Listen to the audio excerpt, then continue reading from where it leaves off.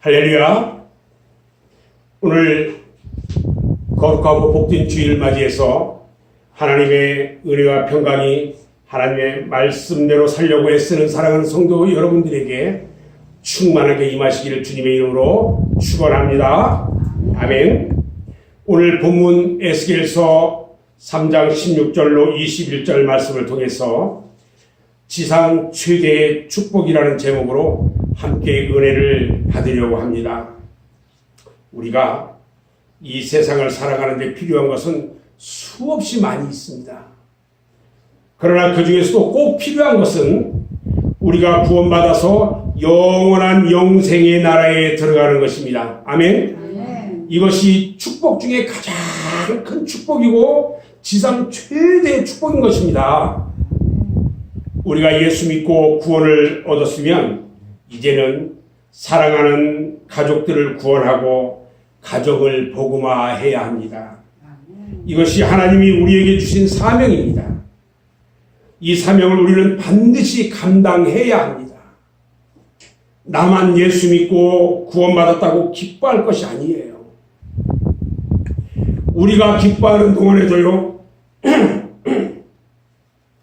나의 사랑하는 가족들은요, 지금 사망의 바다에서 허우적거리고 있어요.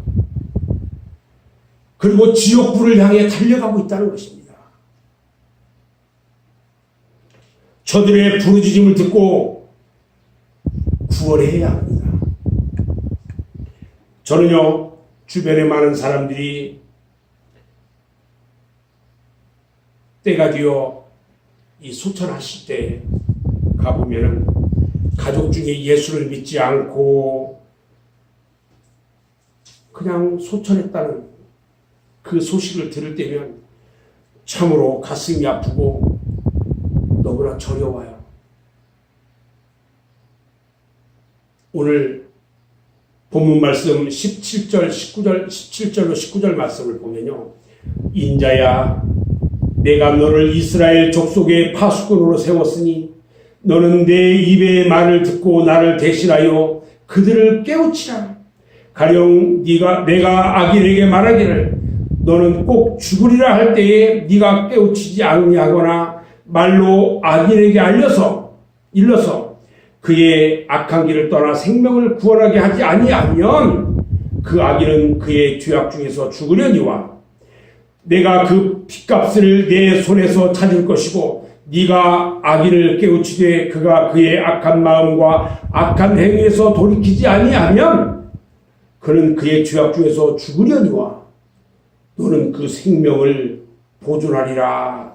이렇게 말씀하신 것을 우리는 명심해야 합니다. 오늘 에스겔에게 말씀하시는 하나님의 음성을 들어야 합니다. 믿지 않는 가족에게 복음을 전하지 않았고 결국은 그가 복음을 듣지 못하고 세상을 떠났다면 그와 함께 살고 있던 믿는 가족들은 심판받을 각오를 해야 합니다. 물론 그들 가운데는 눈물을 흘리면서 애를 쓰면서 수없이 복음을 전하려고 몸부림을 쳤는데 그들이 마음이 강팍해서 복음을 듣지 않았기 때문에 마지막까지 하나님 없이 살다가 죽은 사람들도 있을 겁니다. 그러나 우리 중에 많은 그리스도인들은요, 최선을 다하지 않고 지나가고 있다는 데 문제가 있습니다. 죽은 그 사람이 1년에 한 번씩 만나는 먼 친척이라 할지라도 우리는 하나님의 준엄한 심판의 책망을 면할 수 없을 거라는 겁니다. 그런데 늘 한 집에서 마주보는 형제들, 한 이불을 덮고 자는 배우자들, 식탁에서 얼굴을 대하면서 즐겁게 식사를 하는 식구들에게 복음을 전하지 않아서 그들이 무지 가운데 자신의 삶이 결국 무엇인지도 모르고 그냥 이 세상을 운명했다면 우리는 더더욱 그 책임을 면할 수가 없습니다. 하나님께서는요, 오늘 에스겔에게 말씀하신 것처럼 우리 손에서 그들의 핏값을 찾을 것입니다. 여러분은 하나님의 이 두렵고 떨리는 말씀 앞에 어떤 마음으로 서 있습니까?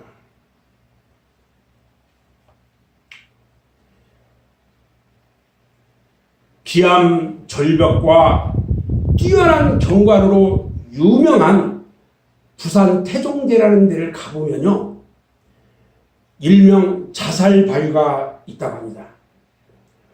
그래서 태종대는요, 경치가 아름다워서 유명한 관광지인 동시에 이름난 자살터이기도 하다는 겁니다. 그래서 그곳 사람들은 그곳에서 자살하는 것을 방지하기 위해서 크게 편말을 하나 세웠는데, 다시 한번 생각합시다. 이 편말을 거기에 세워두기도 했대요. 너무 많은 사람들이 자살을 하니까 그 자살 바위에 이제는 전망대를 세워가지고 자살을 할 수 없게 만들었어요. 자살하도 그 장소에 갈 수가 없어요. 그리고 그곳에 모자상을, 조각품을 전시를 해놓고요, 사람들의 마음을 감동시켜서 자살을 하지 못하도록 했습니다. 우리나라 이 형법을 보면요, 자살 방조에 대한 처벌이 있습니다.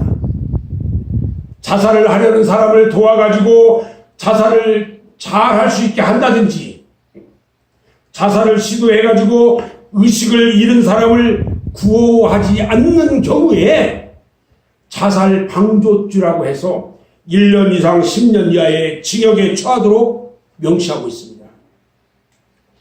이 세상에서도 죽음을 향해 뛰어드는 사람에 대해서 그와 인적 관계에 있든지 지나가는 사람이든지 최선을 다해서 그를 말리지 않으면 안 되도록 법적 조항을 마련해 놨는데, 여러분, 영혼의 세계는 오죽하겠습니까?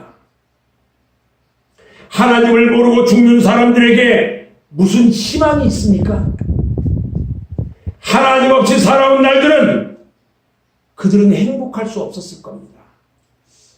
피땀 흘려 열심히 살았는데 주님을 모르고 산 그의 모든 행동은 하나님을 향한 도전과 반역으로 기록될 겁니다.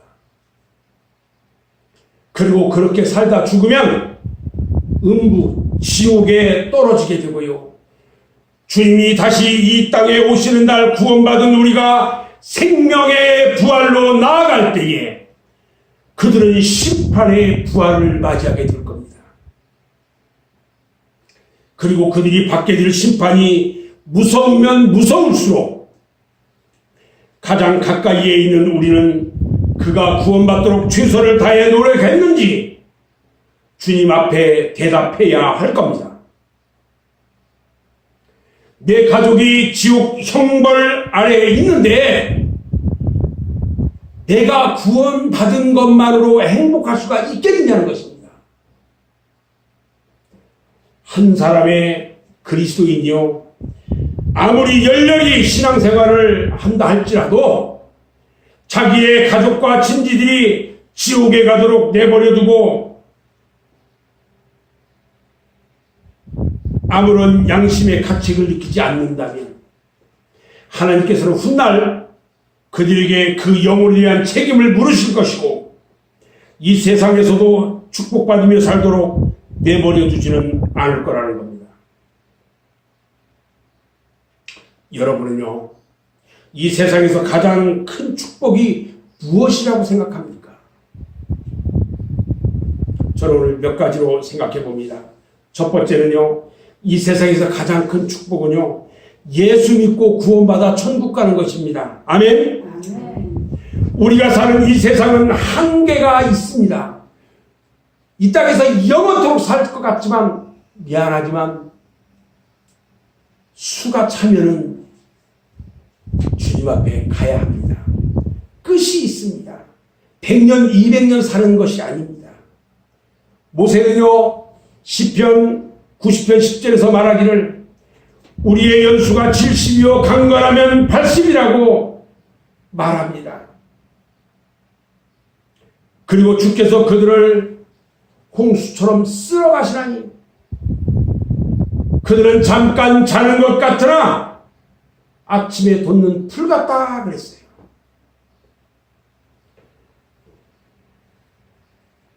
예수님의 제자 베드로가요, 모든 육체는 풀과 같고 모든 영광은 풀의 꽃과 같으니 풀은 마르고 꽃은 떨어진다 그랬어요.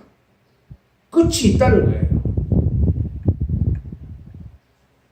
야고보서 4장 14절에 보면 야고보 선생은 내일 일을 너희가 알지 못하는도다.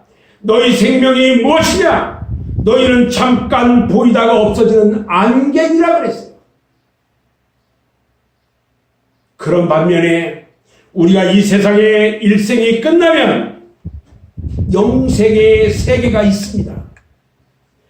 그래서 우리는 이 세상에 사는 동안에 영원한 영생의 세계에 대한 준비를 해야 합니다. 그 영생을 얻는 방법이 바로 예수 그리스도를 구주로 믿는 것입니다. 아멘. 요한복음 3장 16절에 하나님이 세상을 이처럼 사랑하사 독생자를 주셨으니 이는 그를 믿는 자마다 멸망하지 않고 영생을 얻게 하려 하심이라 말씀하셨습니다. 그리고 요한복음 5장 24절에도 보니까요, 내가 진실로 진실로 너희에게 이르노니 내 말을 듣고 또 나 보내신 이를 믿는 자는 영생을 얻었고 심판에 이르지 아니하니 사망에서 생명으로 옮겼다 그랬어요. 이 말씀처럼 우리가 살아있는 동안에 예수를 믿는 사람은 영생이 보장되는 것입니다. 이것보다 더 큰 축복이 어디 있겠어요? 여러분에게 영원한 생명, 천국의 영생이 보장된대요. 우리는요, 예수 믿고 구원받아 천국 가는 것을 축복 중에 축복인 것을 믿으시기 바랍니다. 아멘. 두 번째는요, 부부가 함께 예수 믿고 천국 가는 것이 최대의 축복입니다. 부부라는 것은 하나님이 짝지어 준 것입니다. 그래서 인간은 나눌 수 없다고 말씀하셨어요. 마태복음 19장 6절에 보면 그런즉 이제 둘이 아니요 한 몸이니 그러므로 하나님이 짝지어 주신 것을 사람이 나누지 못할지니라 했어요. 부부는 이 세상에서 백년대로하고 천국 갈 때는 따로따로 한 사람은 천국으로 한 사람은 지옥으로 가서는 안 됩니다. 천국까지 헤어지지 말고 함께 가야 하는 것입니다. 우리들은 두 부부 중에 한 사람이 예수를 믿지 않으므로 어렵게 신앙생활하는 것을 많이 봐왔습니다. 그러므로 두 부부가 함께 예수 믿고 신앙생활을 할 수 있다는 것은 축복 중에 축복인 것입니다. 우리 성경에 보면 아브라함이 있습니다. 아브라함의 두 부부가 함께 하나님의 말씀대로 순종하면서 살았는데 결국은 아브라함은 믿음의 조상이 되었습니다. 그런데요, 아브라함의 조카 롯이 있는데 그 롯은요, 그의 아내가 하나님의 말씀을 순종하지 않아서 결국 소금꽃 기둥이 되어서 죽고 그 롯의 후손들은 저주받은 민족이 되고 말았습니다. 신약성경 사도행전에 보면요, 브리스길라와 아굴라라는 부부가 있어요. 그들은 함께 예수 믿고 구원받아서 함께 선교 사업을 열심히 했습니다. 그리고 바울을 도와서 이방 선교를 완수할 수 있도록 했습니다. 얼마나 귀한 믿음의 부부입니까? 그런데 반대로요, 아나니아와 삽비라 부부가 있어요. 그들은 마음을 함께해서 신앙생활을 잘한 것이 아니라 성령을 속이고 사도들을 속인 죄로 하나님의 진노를 받아서 죽었습니다. 사랑하는 여러분, 여러분의 가정은 부부가 함께 구원받아 천국 갈 수 있기를 주님의 이름으로 축원합니다. 아직도 부부 중에 어느 한쪽이 예수를 믿지 않는 분은 이 세상에서만 해로가 아니라 천국까지 함께 갈 수 있도록 열심히 간구하고 부르짖어 반드시 이루어지기를 소원합니다. 세 번째는요, 온 가정이 예수 믿고 구원받아서 복음화 되는 것이 최대의 축복입니다. 가정은요, 하나님이 복 주신 곳입니다. 그러므로 가정은 항상 기쁨이 있고 사랑이 있고 평화와 안식이 있습니다. 그리고 가족은요, 하나님이 주신 가족입니다. 시편 128편 1절 말씀에 보면 여호와를 경외하며 그의 길을 걷는 자마다 복이 있도다. 네가 네 손에 수고한 대로 먹을 것이라. 네가 복되고 형통하리로다. 내 집 안방에 있는 내 자녀는 결실한 포도나무 같으며 내 식탁에 둘러앉은 자식들은 어린 감람나무 같으리로다. 여호와를 경외하는 자는 이같이 복을 얻으리로다. 할렐루야. 아멘. 이와 같이 가족이 함께 구원받아서 하나님 나라의 영생에 들어가야 하지 않겠느냐는 것입니다. 창세기에 노아의 가정을 보면요, 하나님께서 세상을 홍수로 심판하실 때에도 그의 가족 8식구가 함께 구원을 받았습니다. 얼마나 감사한 일이에요. 앞으로 이 세상을 우리 하나님께서 불러서 심판하실 때에 여러분의 가족이 구원받아서 노아의 가족처럼 천국에 들어갈 수 있기를 주님의 이름으로 축원합니다. 아멘. 아멘. 이스라엘 백성들은요, 40년에 걸쳐서 광야를 걸어 요단강을 건너왔을 때에 여호수아가요, 살몬과 그무엘 2명을 정탐꾼으로 선정합니다. 그리고 여리고성을 정탐해서 오라고 보냅니다. 두 사람이 여리고성에 잠입해가지고 정탐을 하다가 그만 발각이 되어서 쫓겨납니다. 그래서 숨었는데 어디에 숨었느냐? 기생 라합의 집에 숨었어요. 그 라합이 두 사람을 숨겨주고 돌아갈 수 있도록 했더니 이스라엘 민족이 여리고성을 함락시킬 때에 라합의 가족들은 무사히 살아날 수가 있었고요, 구원받아서 하나님의 백성이 되었어요. 사도행전 10장에 보면 고넬료라는 사람에 대한 기록이 있습니다. 고넬료는 믿음도 좋았을 뿐만 아니라 그의 온 가족이 함께 예수 믿고 신앙생활을 잘했습니다. 하나님께서 천사를 고넬료에게 보내서 고넬료의 기도에 다 응답해 주셨고요, 축복해 주셨어요. 그런데 구약성경 사무엘상 3장에 보면은요, 제사장 엘리가 나옵니다. 그 엘리 제사장의 가정은요, 제사장의 가정임에도 불구하고 그의 가정이 멸문지화를 당했습니다. 두 아들이요, 온갖 망나니 짓을 다 하고 성전에 와서 온갖 못된 짓 하고요, 하나님 두려운 줄 모르고 하나님의 말씀대로 살지 않았기 때문에 멸문지화를 당하고 말았습니다. 우리가 분명하게 알아야 할 것은 내 가정이 영생의 축복이냐 영원한 지옥의 저주냐 하는 것입니다. 하나님의 은총과 축복을 받으려면 온 가족이 합심해서 하나님을 섬겨야 합니다.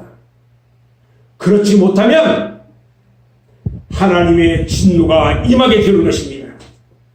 온 가족이 구원받고 함께 하나님의 은혜 안에서 믿음 생활하는 것이 축복 중에 축복인 것을 믿으시기 바랍니다. 아멘. 네 번째는요, 하나님의 일꾼으로 사명받고 일하는 것이 축복 중에 축복입니다. 사실 생각해보면요, 우리는 영원히 뒷값으로 멸망할 수밖에 없는 죄인입니다. 그런데 하나님의 사랑과 우리 주님의 은혜로 말미암아 우리는 구원을 받았습니다. 이와 같이 구원받은 것도 감사한데 우리에게 일할 수 있는 사명까지 주셨으니 얼마나 감사합니까? 여러분, 일할 수 있는 것은 축복입니다. 아멘. 요즘 실직자들이 늘어나고 있습니다. 정부 발표에 의하면요 200만 명이 넘었다고 합니다. 근데 앞으로 실직자는 더욱 늘어날 것이라는 겁니다. 많은 막대기만도 못하고 아무짝에도 쓸모없는 인간을 하나님은 구원하시고 불러 세워주셔서 이 마지막 시대에 하나님의 일꾼으로 우리를 세워주신 것입니다. 아멘. 이사야서 43장 1절에 보면요 야곱아 너를 창조하신 여호와께서 지금 말씀하시느니라. 이스라엘아 너를 지으신 이가 말씀하시느니라. 너는 두려워하지 마라. 내가 너를 구속하였고 내가 너를 지명하여 부른다니 너는 내 것이라. 할렐루야. 아멘.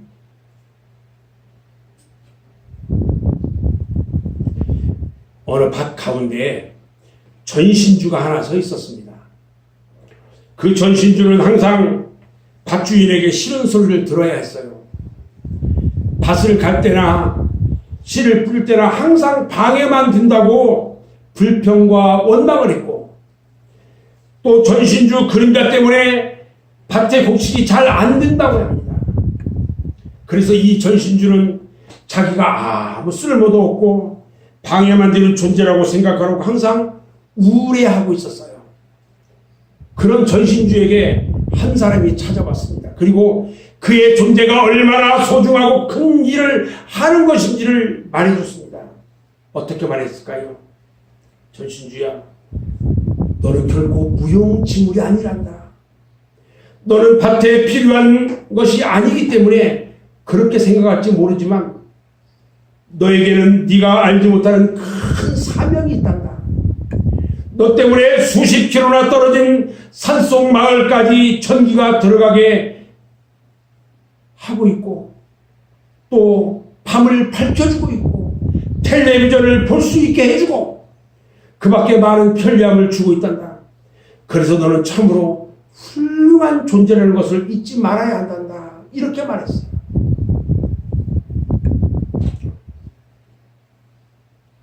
이 세상을 살아가는 우리 성도들의 삶도 이것처럼 똑같습니다.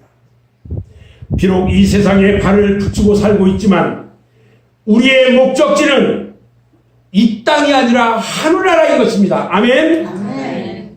그리고 이 땅에 사는 동안 우리의 사명은 우리 주 예수 그리스도의 구원의 복음을 전해야 한다는 사명이 있다는 것을 깨달아야 한다는 것입니다.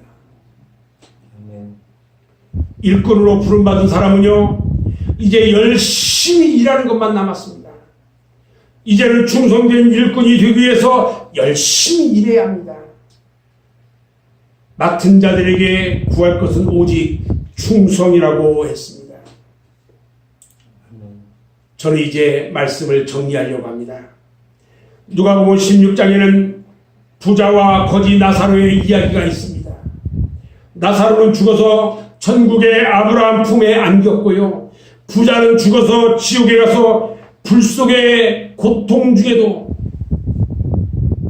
아브라함에게 자기의 5 형제들이 이 땅에 있는데 이 지옥에 오지 않도록 나사로를 좀 보내가지고 지금 내가 당하고 있는 이 고통을 전해달라고 아브라함에게 얘기했지만 거절당했습니다. 이 부자가 자기의 형제들을 위해서 지옥불 속에서 울부짖는 마지막 절규 소리가 이 시간 들리지 않느냐는 것입니다. 사랑하는 맑은색 교회 여러분, 여러분의 사랑하는 가족들을 구원하시기 바랍니다. 아멘. 하나님이 축복하시는 여러분의 가족을 복음화하시기 바랍니다. 이것이 바로 우리 하나님이 주신 지상 최대의 축복이고 또 우리 주님이 우리에게 주신 최대의 사명인 것입니다. 나의 힘으로 안 되는 것은 하나님의 능력에 맡기고 열심히 간구하시기 바랍니다. 갈라디아 6장 9절에 우리가 선을 행하되 낙심하지 말지니 포기하지 아니하면 때가 이름에 거두리라 말씀하셨습니다.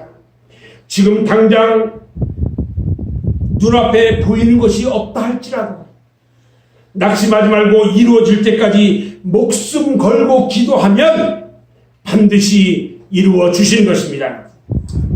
우리 주님께서 마태복음 7장 7절로 8절에서 말씀하셨습니다.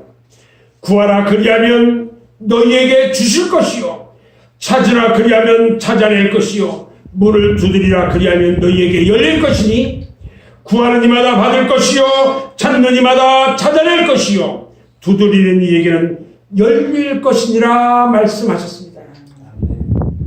믿고 기도하고 여러분들이 구원하는 것처럼 여러분의 가족이 구원받고 여러분의 가정이 복음화되기를 주님의 이름으로 축원합니다. 기도하겠습니다.